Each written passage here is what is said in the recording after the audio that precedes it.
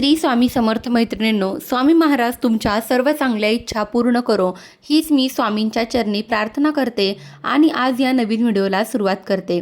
आजच्या व्हिडिओमध्ये मी तुमच्यासाठी अत्यंत प्रभावी व खूप सोपी फक्त 3 दिवसांची ही सेवा आहे आणि या सेवेमुळे तुमची कोणतीही इच्छा 100% पूर्ण होणार आहे। त्यामुळे व्हिडिओ हा स्किप न करता अगदी शेवटपर्यंत नक्की पहा, तुम्हाला संपूर्ण माहिती मिळून जाईल।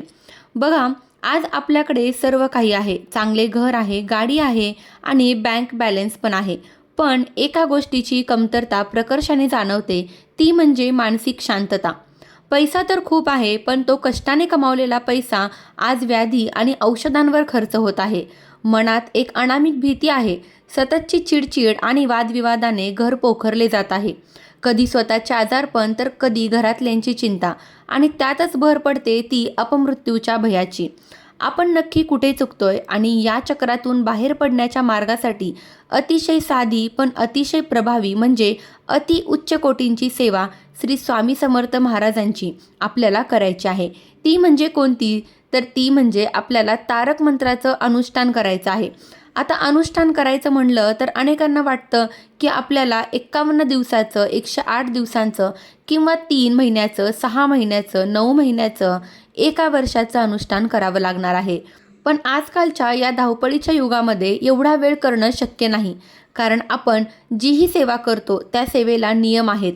तुम्ही कोणतीही सेवा करा, पण तुम्ही जर नियम पाळले नाहीत तर त्या सेवेचं तुम्हाला जे फळ आहे ते कधीच मिळणार नाही। तारक म्हणजे तारून नेणारा, तारक मंत्र म्हणजे एका अर्थाने संकटातून वाचवणारा मंत्र। हा मंत्र म्हणल्याने मनातील सर्व चिंता वेदना दूर होतात आणि आपल्या जीवनामध्ये सुख, शांती, समृद्धी आणि आनंद येत असतो।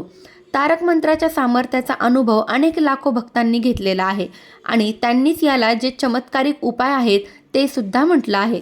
आपल्या आयुष्यात ज्या वाईट गोष्टी आहेत त्यापासून सुटका होण्यासाठी, अनेक व्याधीपासून सुटका होण्यासाठी आपण जर रोज न चुकता तारक मंत्राचं जर पठण केलं, अनुष्ठान केलं तर आपल्या जीवनातील अनेक वाईट गोष्टी आहेत त्या निघून जातील। आपल्याला सर्व व्याधीतून मुक्तता मिळेल आणि सगळ्यात महत्त्वाचं म्हणजे आपल्या जीवनामध्ये सकारात्मकता येईल। बघा, हा स्वामींचा तारक मंत्र हा खरंच अतिशय प्रभावी आहे। आपल्या अनेक शारीरिक, मानसिक अनेक समस्या असू द्या, जीवनात खूप साऱ्या समस्या असतात। मनुष्य म्हणलं की जीवनात समस्या आल्या आणि अडीअडचणी आल्या, मग त्याला तोंड देण्यासाठी आपण घाबरून जायचं का? नाही। आपण जर थोडीशी त्याला आध्यात्मिक जोड दिली तर तो त्रास जो आहे तो कमी होणार आहे, संपणार नाही, पण जो त्रास आहे तो कमी होणार आहे। आणि कमी होण्यासाठी, आपल्या जीवनामध्ये चांगले बदल घडण्यासाठी आपण थोडीशी त्याला आध्यात्मिक जोड देणं अतिशय गरजेचं आहे। मग आता अनुष्ठान कसं करायचं? लगेच उठायचं, देवाजवळ बसायचं, लगेच तारक मंत्र सुरू करायचा का? नाही। मी आधी सांगितलं, तुम्ही तारक मंत्राचं अनुष्ठान करत आहात आणि अनुष्ठान करणं अतिशय महत्त्वाचं आहे। मग अनुष्ठान कसं करायचं ते बघा। आपण 3 दिवसाचे तारक मंत्राचे अनुष्ठान करण्यासाठी तुम्हाला रोज अगदी ठराविक संख्येने, म्हणजे तुम्ही 11 वेळेस, 21 वेळेस, 51 वेळेस, 108 वेळेस, तुमच्याकडून जसंही शक्य असणार आहे तितक्या वेळेस तुम्हाला तारक मंत्र म्हणायचा आहे। आता मी जे अनुष्ठान करते ते मी 21 वेळा करत असते। माझ्याकडून जेवढं शक्य होतं तेवढ्या वेळेस, म्हणजे मी 21 वेळा पूर्ण जेव्हाही अनुष्ठानाला बसते किंवा तारक मंत्र म्हणायला बसते त्यावेळेस मी 21 वेळा तारक मंत्र म्हणत असते। मग तुम्हाला जितक्या संख्येने तुमच्याकडून होणार आहे तितक्या संख्येने करा, पण शक्यतो 11, 21 या संख्येने करायचे आहे। मात्र 5, 7 या संख्येमध्ये करू नका। तुम्हाला जर इच्छित फळ मिळवायचं असेल तर 11, 21, 51, 108 वेळा तुम्हाला जसाही वेळ आहे त्या वेळेत करायचं आहे। आता सर्वप्रथम आपण ज्या अनुष्ठानाची सुरुवात करणार आहोत, तुम्ही कोणत्याही वारी करू शकता, असं काहीच वार महत्त्वाचा नाही। अगदी तुम्ही गुरुवारपासून सुद्धा हे अनुष्ठान सुरू करू शकतात, म्हणजेच गुरुवार, शुक्रवार, शनिवार, आणि तुम्ही 3 दिवसात हे अनुष्ठान तुम्हाला पूर्ण करायचं आहे। आता सर्वप्रथम ज्या दिवशी तुम्ही अनुष्ठान सुरू करणार आहात त्या दिवशी तुम्हाला सकाळी लवकर उठायचं आहे। यासोबत लवकर उठल्यानंतर तुमचं जे अंगण आहे ते स्वच्छ करायचं आहे।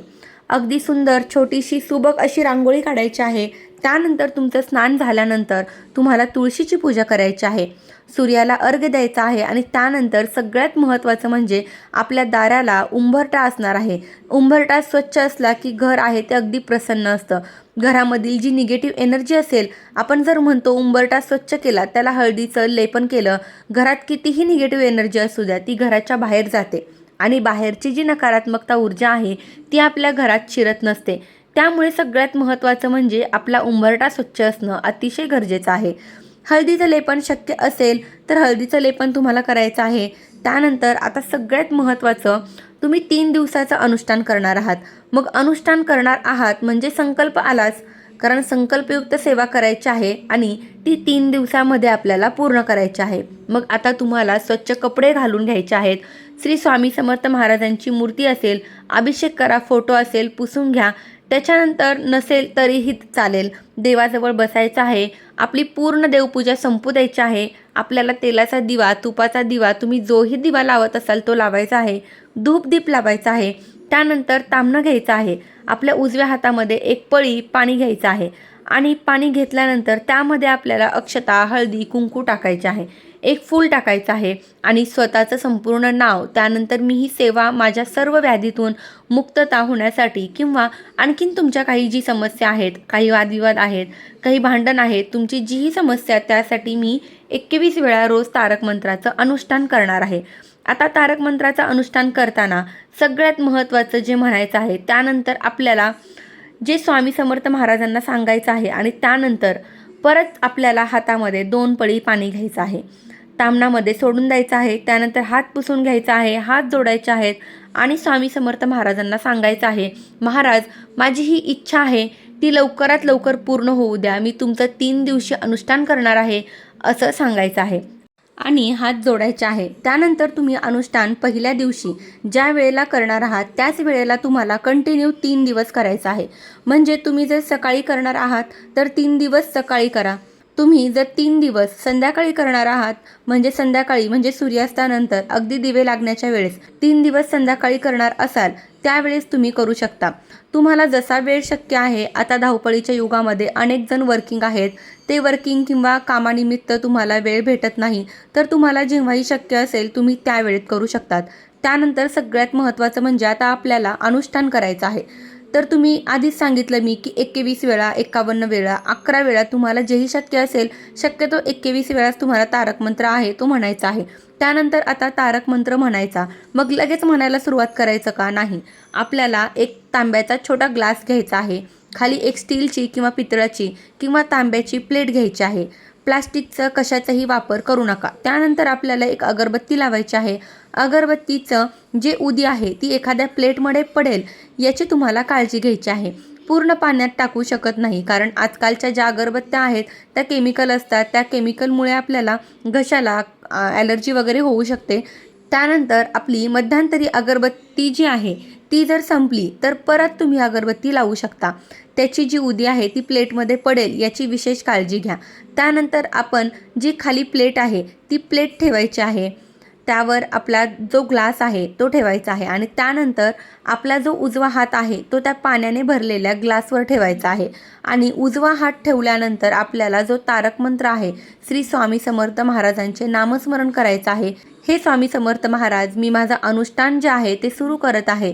हे अनुष्ठान तुम्ही 3 दिवसातच पूर्ण करून घ्या असं म्हणून आपल्याला 21 वेळा तारक मंत्र म्हणायचा आहे. आता तुम्हाला येत असेल अतिशय उत्तम, नसेल येत तर आपल्याला गुगलवर PDF भेटते. वाचता नसेल येत, काही समस्या असेल तर तुम्ही अगदी यूट्यूबला लावू शकता आणि श्रवण देखील करू शकता. बघा, आपल्याला सगळ्यात महत्त्वाचं म्हणजे अनेक समस्या आहेत. समस्या म्हणजे एक नाही, मनुष्य म्हटल्यानंतर खूप समस्या येतात, असंख्य समस्या येतात. मग ते सोडवण्यासाठी जर आपण अतिशय प्रभावी आणि महाराजांची अति उच्च कोटीची सेवा केली तर निश्चित याचं फळ आपल्याला मिळत असतं. मग त्यानंतर आता घरामध्ये आपण जे तीर्थ तयार केलं, 21 वेळा आपण तारक मंत्राचं अनुष्ठान केलं. आता हे जे तीर्थ आहे ते आपल्याला घरातल्या प्रत्येक व्यक्तीला द्यायचं आहे.